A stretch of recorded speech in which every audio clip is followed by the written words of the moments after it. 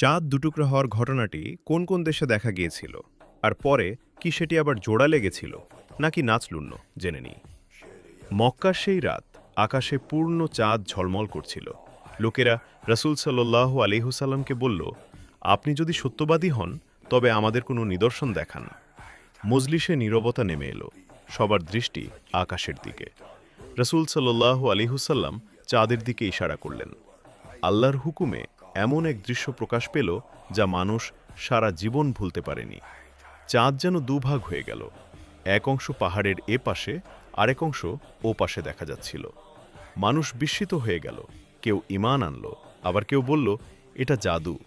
কুরআনে স্পষ্টভাবে এসেছে, কিয়ামত নিকটবর্তী হয়েছে এবং চাঁদ বিদীর্ণ হয়েছে।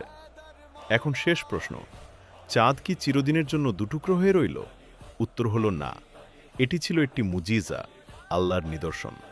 কিছুক্ষণ পর চাঁদ আবার আগের মতো স্বাভাবিক হয়ে যায়। আপনি কি এই মুজিজায় বিশ্বাস করেন?